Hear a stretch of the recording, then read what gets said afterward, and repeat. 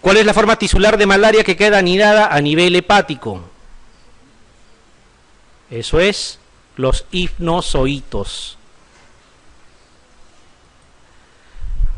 Bonita la pregunta. ¿Qué especies de malaria desarrollan formas tisulares hepáticas entre paréntesis hifnozoitos? A ver, contesten.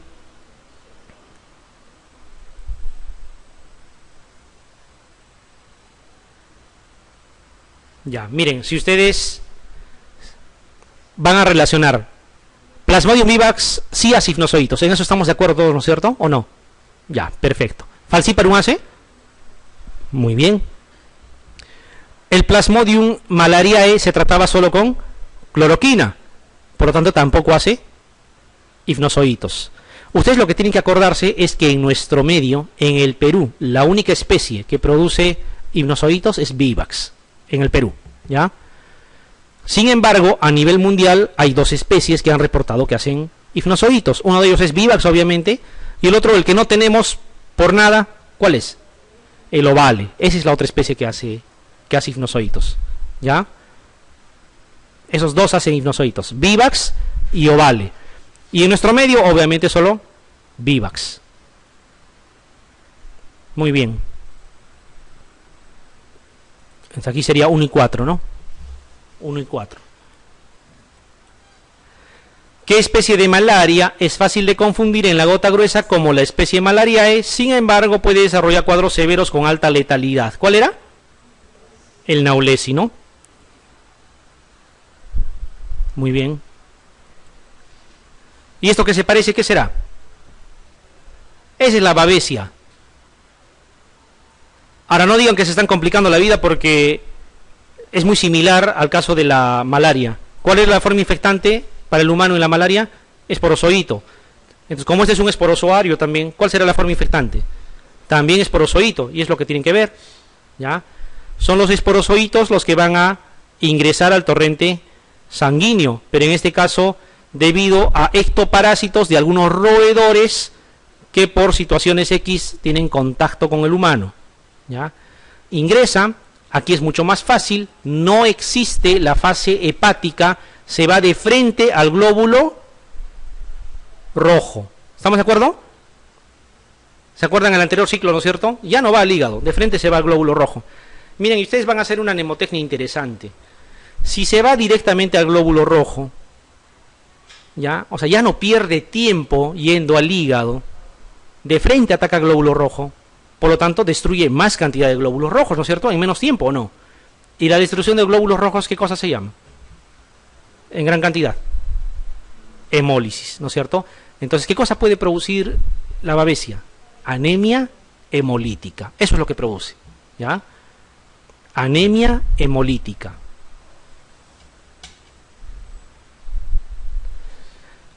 Muy bien. El ciclo en realidad debería de darse a nivel ¿de qué? Ahora, la babesia, perdón, antes de continuar, ¿podrá transmitirse entre humanos? Claro, podría darse, ¿no? Siempre y cuando el humano pues esté colonizado por garrapatas, lo cual no es muy probable, ¿no? Por accidente se inocula, se trata al paciente y ahí queda. ¿Ya? Por eso es que el ciclo lo dibujan en el roedor. En el roedor sí, lo mismo que sucede en el humano, con la diferencia que esos gametocitos, como en el caso de la malaria, ya están listos para ser transportados nuevamente por el vector hasta, ¿no? Hasta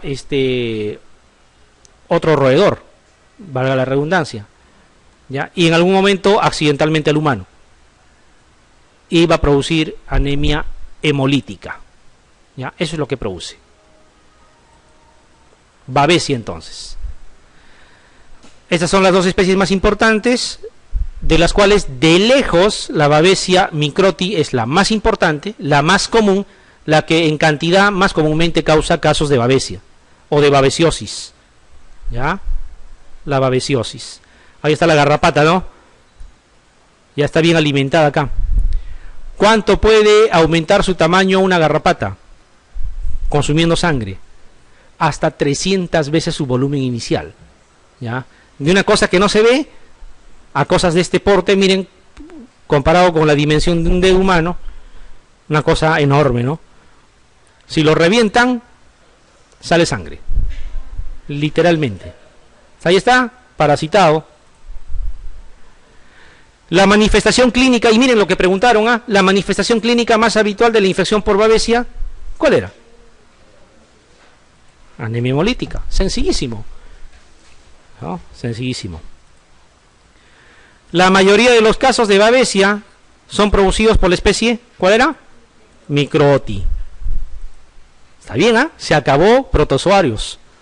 Se acabó. Ahora vamos a ir a lo que más conocen. Por lo tanto, va a ser más divertido, va a ser más entendible quizá. Espero que se haya entendido, Ya, espero que se haya entendido. Traten de leer siempre. Traten de leer, de repente no todo, pero por lo menos las partes puntuales. O por lo menos más gráficas, más dibujos para que puedan ampliar un poquito y reforzar. Vamos a hablar de los helmintos de importancia médica, ¿ya? Estos helmintos de importancia médica, como hemos visto, se clasifican en gusanos cilíndricos, gusanos planos no segmentados y gusanos planos segmentados, ¿ya? Eso es todo lo que tenemos que hablar, ¿ya? Y las preguntas que vienen ya son conocidas también, o al menos los temas que vienen. Nematelmintos, entonces, primero. ¿Qué cosa estamos mostrando acá? ¿Qué cosa es el ciclo de luz? El ciclo de luz es ese ciclo que cumplen algunos parásitos de esos nematelmintos, no todos, algunos, que tiene por característica ese tránsito desde intestino, capilares, sangre, cavidades cardíacas, pulmón, ¿ya? Y son deglutidos nuevamente hasta tracto intestinal. Cuando ustedes escuchen síndrome de Löffer, no es lo mismo. El síndrome de Löffer es las manifestaciones pulmonares nada más. El ciclo se llama ciclo de luz. Eso tiene que diferenciarlo. El síndrome de Löffer lo puede producir hasta intoxicaciones medicamentosas, ¿ya? Pero el ciclo de luz, aun cuando no produzca gran manifestación clínica, es todo ese recorrido que algunos gusanos cilíndricos tienen por característica, digamos, dentro de su ciclo de vida. Y eso ya es motivo de pregunta de examen. No me van a dejar mentir, son preguntas que habitualmente vienen. ¿Ya? A ver, vamos a ver. Con figuritas es mejor. Ahí está el huevo embrionado que está entrando. Una hermosa larva se forma ahí, atraviesa las paredes del intestino, todo es secuencia, como gasfitería nomás, se van a dar cuenta. Va por el torrente sanguíneo, ¿dónde llegan las venas? A la aurícula derecha, luego al ventrículo derecho, y donde hay que sale la arteria pulmonar que va hacia los pulmones, circulación menor, ¿no es cierto? En los pulmones rompe las paredes o los tabiques interalveolares y llega hacia tracto respiratorio alto para ser deglutido nuevamente, y todo lo que ingresa por la boca llega al intestino. Así de sencillo, ¿ya? Así de simple. Y ahí se va a transformar obviamente en un parásito adulto, ¿no? Con todas las manifestaciones clínicas que uno puede conocer. Ese es el ciclo de luz. Ya recordaron, ¿no? Eso es todo lo que tienen que recordar. Fíjense, la trayectoria es simple. A ver, razonemos. Del intestino partamos. Rompe las paredes del intestino, llega a circulación, todo lo que regresa al corazón llega a ¿dónde? A la aurícula derecha, ¿no es cierto?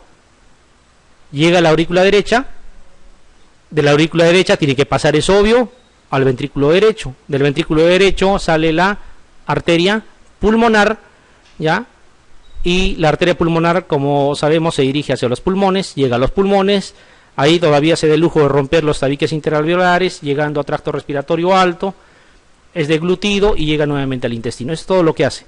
Ahora, este síndrome de Löffer, ocasionado por el ciclo de luz, no es otra cosa que las manifestaciones a nivel de pulmón.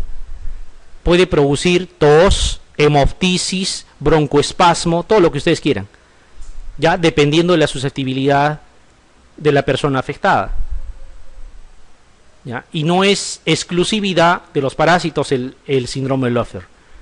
Puede producirse por inhalación, puede producirse por intoxicación, por reacciones alérgicas, idiosincráticas, también algunos fármacos, de tal manera que no es exclusividad de los parásitos, ¿ya? Pero sí, el ciclo de luz normalmente produce un síndrome de Löffler a nivel del pulmón. ¿Se entendió eso? ¿No? Ya, muy bien. Una cosa que les van a preguntar siempre, ya, y digo siempre porque, bueno, así es quiénes producen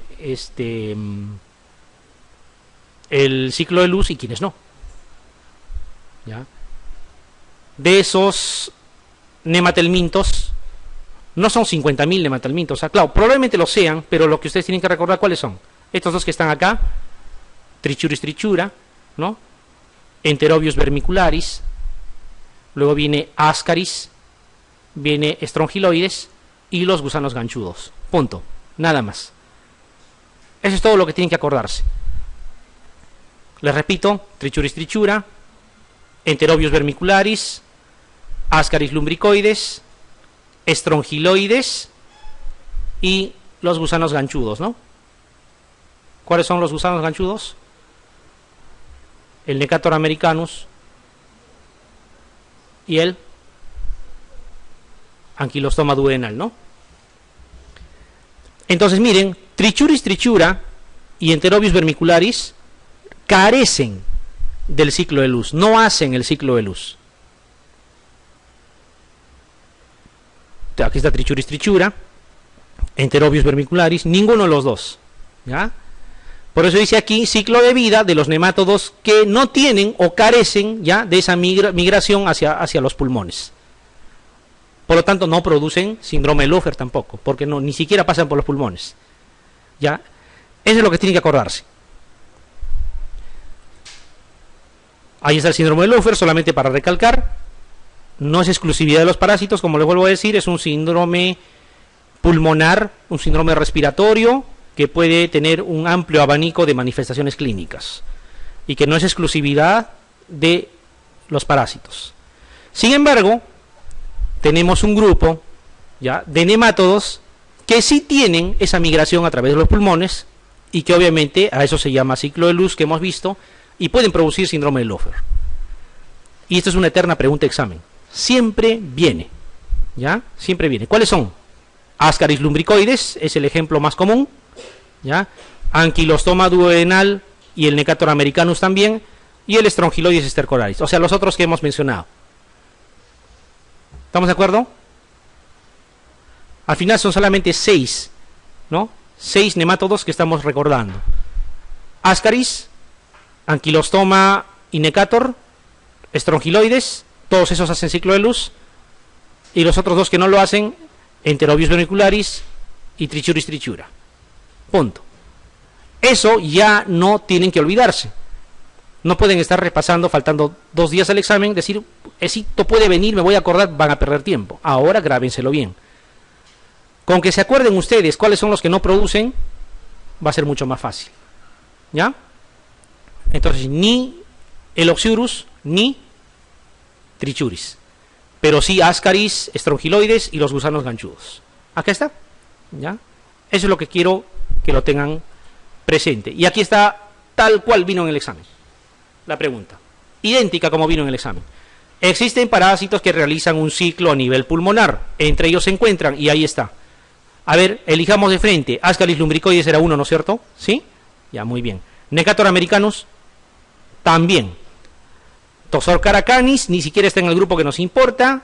Enterobius vermicularis, sabemos que no produce el ciclo, y luego viene Strongyloides stercoralis. Ese sí. ¿Cuáles son entonces? 1, 2 y 5. ¿No? La alternativa B. Sencillo. Yo les aseguro, 100% de estar seguro, de que más de uno se puede equivocar. Si es que lo ha tomado muy a la ligera esos datos tan sencillos. ¿Ah? Ténganlos presentes desde ahora. ¿Ya? Prohibido equivocarse este tipo de preguntas. ¿Cómo se llama este tipo de parásito? Ya terminamos este parásito y hacemos un break, ¿ya? Para que vayan a respirar. ¿Cómo se llama este tipo de parásito? que ingresa por la piel y no ingresa por alimentos contaminados por la boca? Ese es, ¿no? Strongyloides stercoralis. Muy bien. Hay dos formas de larva, ¿no?, que es importante que ustedes recuerden. La larva rhabdiforme o rhabditiforme, que le llaman, y la larva filariforme. ¿Ya? ¿Cómo se van a acordar cuál de los dos es el que ingresa? ¿Cuál de los dos es? ¿Filariforme o rhabdiforme? Si ustedes quieren ingresar al cine, ¿en qué les ponen? En fila, ¿no? ¿Cuál sería? Filariforme, ¿ya? Filariforme. Para ingresar hay que hacer fila primero. La larva filariforme, y eso sucede para los gusanos ganchudos también, porque su ciclo es parecido, ingresan también por piel, también es larva filariforme. Y así como había una norma que decía, donde hay quiste y trofozoito, la forma infectante es quiste, donde hay larva, la forma infectante es larva filariforme, siempre, ¿ya? Donde hay cercaria y metacercaria, ¿cuál es la forma de ingreso? ¿Cuál es la que se está metiendo? ¿La metacercaria o la cercaria? La metacercaria, ¿no es cierto? ¿Ya? Entonces, cuando hay cercaria y metacercaria, es la metacercaria la forma que ingresa, digamos, al organismo. Muy bien. El Strongyloides ingresa por la piel, ¿no es cierto? Y hemos dicho que puede producir el ciclo de luz, ¿no es cierto? Y obviamente que sí lo produce. Cuando llega al intestino, desarrolla la forma adulta. Ahí puede haber, por si acaso, una autoinfección, y eso es lo que les está mostrando aquí. Como llegan a la forma adulta en el intestino, ¿ya?, y hay dimorfismo sexual, simplemente pueden procrear y aparecer larvas ahí, y esas larvas ya no salir al exterior, sino simplemente perforar el intestino y hacer nuevamente el ciclo de luz. Como también pueden salir con la materia fecal hacia el exterior, y esa larva desarrollar nuevamente hasta la larva filariforme. Entonces puede haber una forma externa o una autoinfección también, no olvidarse, ¿ya? ¿Se entiende eso, no? Strongyloides stercoralis, entonces. Y aquí está la pregunta que eternamente nos colocan en los exámenes. ¿Cuál de los siguientes enteroparásitos no se transmite por fecalismo? Fecalismo es fecal oral, ¿no es cierto? Alimentos contaminados, agua contaminada, ¿no? Y como la mayoría de los parásitos tienen ese tipo de contagio, y Strongyloides es una de las excepciones juntamente con los gusanos ganchudos, nos ponen esta pregunta, ¿no? ¿Cuál de los siguientes enteroparásitos no se transmite por fecalismo? O sea, no tiene que ver fecal oral. Ingresa en forma de larva, en este caso. ¿Cuál era? Strongyloides, ¿no? Strongyloides no ingresa por el contagio ano-boca. Otra forma de preguntar es cuál es la forma infectante del Strongyloides stercoralis. Larva filariforme. Y en el último examen han preguntado cuál es el tratamiento. El tratamiento es ivermectina, ¿no? El tratamiento es ivermectina. Ya lo vamos a ver en láminas siguientes cuando hablemos algo del tratamiento. ¿Qué cosa tenemos que recordar del Strongyloides? Datos teóricos pero importantes, y no son nada difíciles. Produce gran eosinofilia, ¿no es cierto? Eso es uno. Es una parasitosis, no diríamos que es patrimonio de los inmunosuprimidos, pero muy frecuentemente está asociado a pacientes con algún grado de inmunosupresión. Pacientes con VIH, pacientes con lupus activo, obviamente, ¿ya? Pacientes que tengan algún tipo de neoplasia, ¿ya? Pacientes con infección por VIH puede ser, o por su primo hermano. ¿Cómo se llama el primo hermano del VIH? HTLV1, ¿no? Que es otro retrovirus, ¿ya? ¿Qué tipo de virus es el HTLV1? ¿RNA o DNA? Ya les he dicho. RNA, ¿no es cierto? RNA porque empieza con R de retrovirus, de RNA, ¿ya? Y otro que cuando dice retrovirus le quito virus y me queda retro. Y retro es una palabra que tiene sentido. Así se reconocía, ¿no es cierto? A los virus RNA. Bueno, retomando. Entonces puede estar asociado a HTLV1, inmunosuprimidos, y cuando no tiene eosinofilia importante o no hay eosinófilos. Cuidado, es un signo de mal pronóstico. ¿Ya? Y cuando hablan de HTLV1, ¿qué cosa produce el HTLV1? El HTLV1 produce la famosa paraparesia espástica tropical, ¿no es cierto? Paraparesia espástica tropical, no se olviden. Y esa paraparesia espástica tropical, como su nombre lo indica, pues es paraparesia. ¿Cómo definen paraparesia? Estoy seguro que con Wilder ya han hecho la mnemotecnia. Aunque todavía tienen una clase, ¿no? La próxima, ahí ya no les adelantaré. Ya, pero de repente ya lo han hecho también. Una forma de recordar es dificultad para pararse, ¿no? No puede pararse, por eso se llama paraparesia. ¿Ya? O sea, hay debilidad o anulación motora de un sector medular distalmente, ¿no? Entonces, eso es una paraparesia. Esto está ocasionado por el HTLV1. Entonces, cuando encuentran estrongiloides, ustedes están en la obligación de investigar HTLV1 también. ¿Ya? Importante. Cuando tienen que hacer un pulso de corticoides, por ejemplo, en un paciente con lupus, es importante primero investigar que no tenga estrongiloides. Si ustedes le hacen el pulso de corticoides y el paciente está infectado con estrongiloides, lo van a fulminar al paciente. Va a salir estrongiloides hasta por los ojos. Ya, hay que tener mucho cuidado. El tratamiento es ivermectina, no se olviden. A ver, según vayamos avanzando. Ante un caso de infección por estrongiloides stercoraris, la ausencia de eosinofilia mejora el pronóstico, es una característica común, empeora el pronóstico, siempre existe hipereosinofilia o es indiferente. ¿Cuál eligen? Empeora el pronóstico, ¿no es cierto? Empeora el pronóstico. Muy bien. Con doble respuesta todavía. Una hiperinfestación por estrongiloides stercoraris puede asociarse a otras patologías. A ver, analicemos esta pregunta. ¿Paraparesia espástica tropical? Sí, ¿no? Porque comúnmente está asociado a infección por HTLV1, por lo tanto la B también se incluye, ¿no? Infección por HTLV1, indirectamente también paraparesia espástica tropical. Infección por VIH, claro que sí, porque cuanto más inmunosuprimido sea el paciente, más posibilidades de tener esta patología. Lupus eritematoso sistémico, el paciente lúpico también por definición es un inmunosuprimido. ¿Cuál elegirían? Todas las anteriores, ¿no es cierto? A ver, vayamos esto de aquí. Dice, un paciente varón de 45 años presenta 6 meses de disminución de fuerza muscular simétrica en miembros inferiores. En la analítica destaca serología positiva para HTLV1. Bueno, acá le ponen 1-2. Es como cuando hacen el VIH, ¿no? Sale ELISA VIH 1-2, pero se refiere al VIH simplemente. Miren, aquí qué cosa tienen que analizar. Si tiene disminución de la fuerza muscular simétrica en ambos miembros inferiores, ¿qué cosa está haciendo? Una paraparesia, ¿ya? Y si está infectado por HTLV1, es una paraparesia espástica tropical. Y en todo paciente que tenga este tipo de patología, deben de descartar estrongiloides. Y al revés, todo paciente con estrongiloides, háganle serología también para HTLV1. Son patologías que van muy relacionadas, ¿ya? Entonces, ¿qué cosa van a elegir aquí? La alternativa C. ¿Qué es lo que están viendo ahí?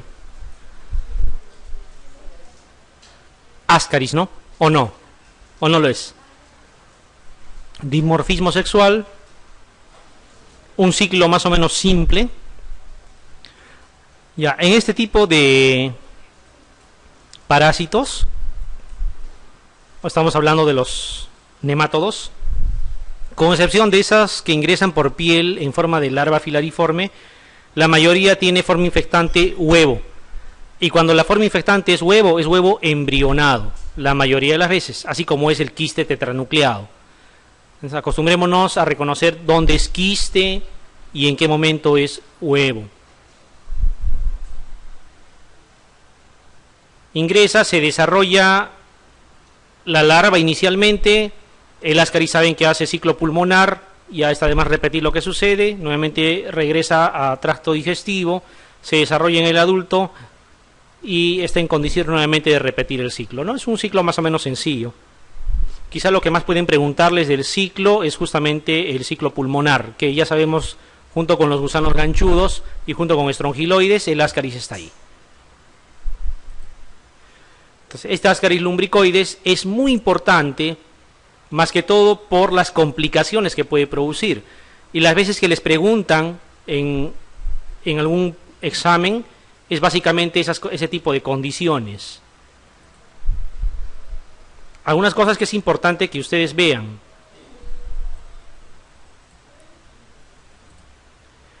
La musculatura potente hace de que esté en permanente movimiento, como han visto ahí. Bueno, ya lo han retirado, ¿no? Vieron en el video, ¿no? Todo el rato se está moviendo. Y ese movimiento permanente hace de que permanezca en la zona donde esté infectando. ¿Ya? O sea, no se adhiere a las paredes. ¿Estamos de acuerdo? Muy bien. Por otro lado, puede producir cuadros de hiperinfestación, ¿ya? Como lo que están viendo ahí en la imagen, que puede llevar a trastornos que necesitan de tratamiento quirúrgico, o sea, abdomen agudo quirúrgico. Básicamente cuadros oclusivos. ¿Ya? Miren lo que... esto es intestino, ¿no es cierto? ¿O no? Miren lo que está saliendo de ahí. Es Ascaris. Hiperinfestación por Ascaris. ¿Ya?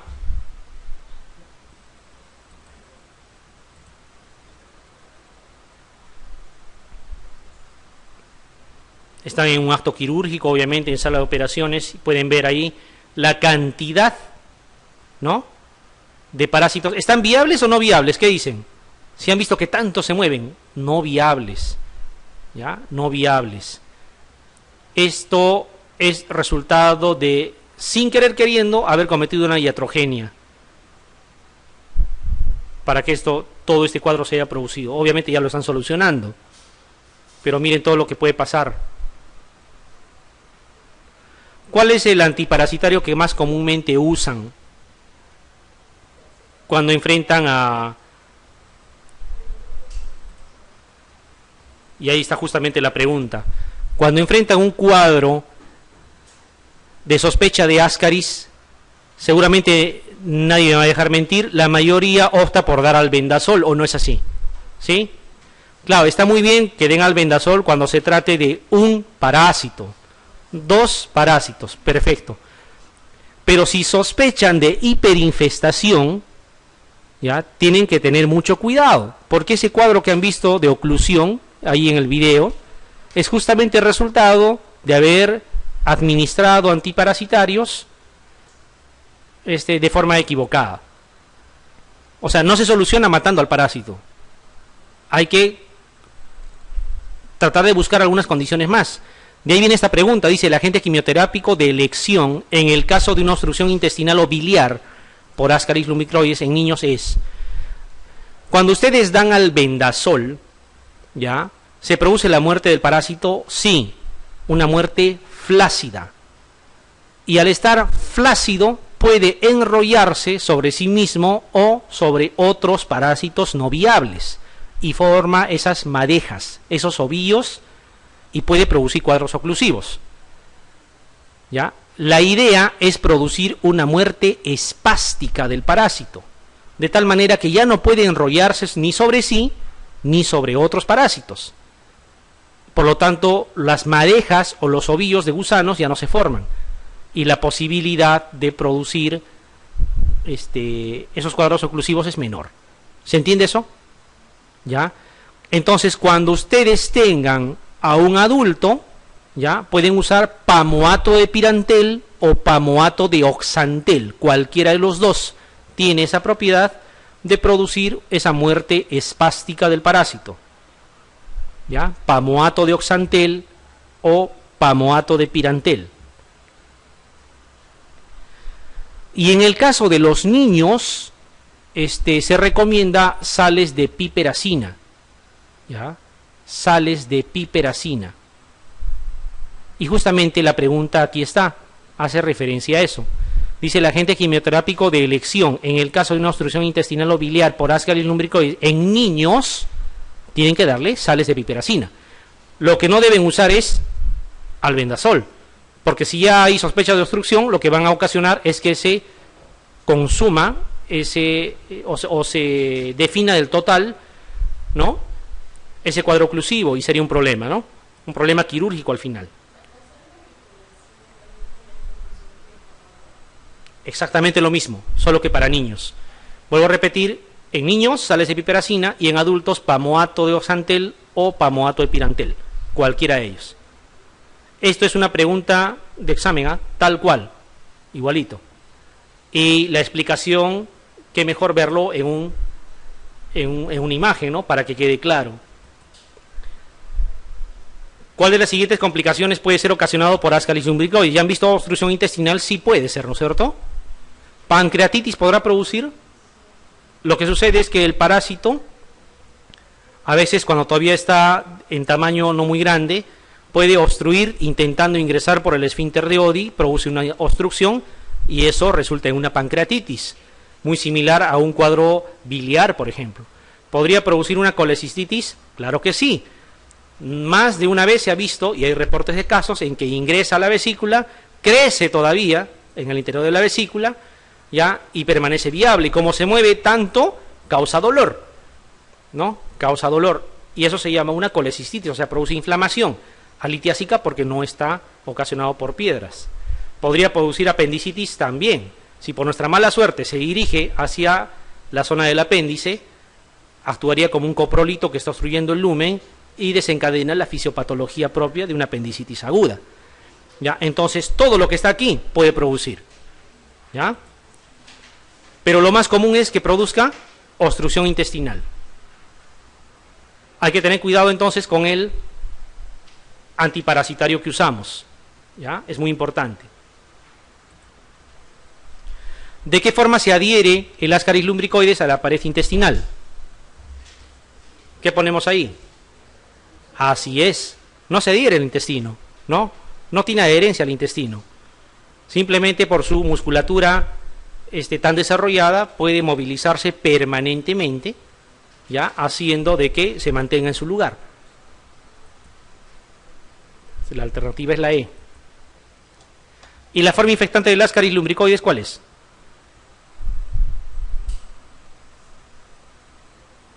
¿Qué hemos dicho de la mayoría de los nemátodos? Es huevo, ¿no es cierto? Huevo embrionado. Quiste es para los protozoarios.